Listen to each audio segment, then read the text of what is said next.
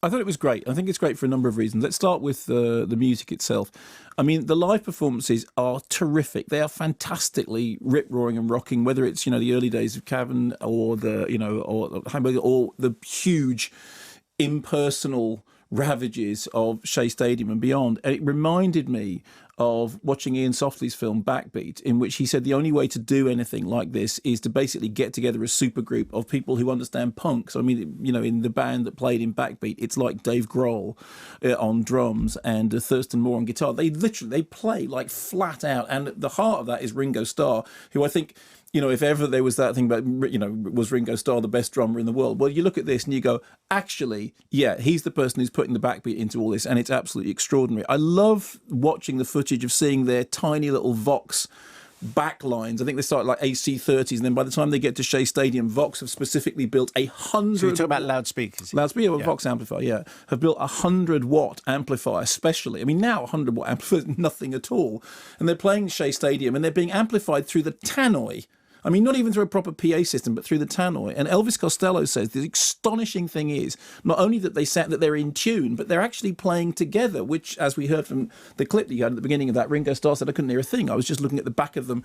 I was watching them to see where we were in the song. So from a point of view of seeing those songs performed, whether it's in Manchester or whether it's in America or wherever it is, the performances are really terrific. And it's Manchester that starts the whole thing off. Yeah. So Manchester's a show that starts, and from that moment, you just go, okay, fine. Yeah, I absolutely, and it's flat out. So that's really great. And I think that in itself is enough. And you said about the sound quality and the picture quality, that's great. The thing that really fascinated me was, along with all the archive footage, was the use of comedians to talk about the way in which they function, the chemistry between them. So on the one hand, you get, for example, Richard Curtis saying he saw them when he was in Sweden, and saying that the whole of his writing and filmmaking career was attempting to recreate the chemistry that the four of them had. There's a lovely phrase that Eddie Izzard uses in which he's talking about what it was that they did. And he says, it was not aggressive, it was not nasty, it was just brazen. And they've got all these fabulous press conferences in which they are literally running rings around people. They're being asked questions, some of them brilliant, some of them vanished, some of them totally foolish. But they're responding all the time at being like the smartest, funniest people in the room. There's the Goon Show behind them all the time, that kind of surreal comedy. I loved the way that it used comedians to talk about why that was important. You mentioned Whoopi Goldberg in that interview, and her saying, I saw them and I thought I could be friends with them. And then she refers to them as being a band that were colourless, something which she doesn't mean as a negative thing, but as a positive thing. And absolutely, I wasn't aware of that whole stuff about the colour bar. As Ron Howard said, obviously Beatles fanatics would be aware of that. But it was quite clear, because I mentioned it to Paul and Ringo when I did the Radio 2 interview. They'd forgotten.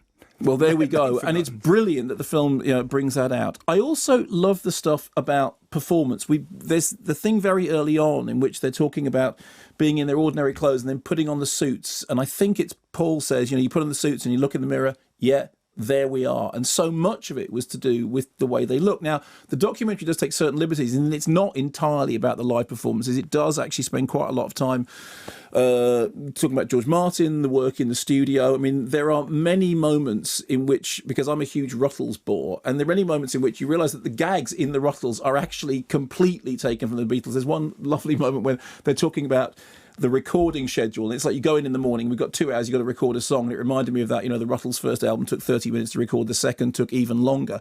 There's a lovely piece of footage when they arrive in America, and there's a radio announcer or a TV announcer going, and here they are, the fabulous Beatles with their fabulous haircuts, and you can't, you can hear Bill Murray saying, the Ruttles with talking about their trousers. Because what's genius about it is that whilst they're doing all this other stuff, they are retaining this absolutely brilliant sense of smart comedy, that that the chemistry between them is really something beyond what one's come to expect, I think, to some extent, from rock bands. They are the smartest, funniest rock band you've seen. So all these things come together, and what they means is it gets round the things which it's taking liberties when you think, okay, that's not to do with live performance, that is to do with studio, that is to do with George Martin, that is to do with Brian Epstein, that is to do with design. It's fine because it all works in the context of a band being framed by their live performances. I also think there is something really scary about when they start playing stadiums and you start seeing those massive crowds and you start seeing 20, 25 people collapsing and being taken out. You can understand, of course, they wanted to withdraw from that, not just because they couldn't hear themselves, but because you can see in that the beginnings of something that ends up in Altamont and Gimme Shelter, and of course they wanted to retreat from it. So I think it works narratively in that way, but the thing you come out of it is, wow, they were a good live band.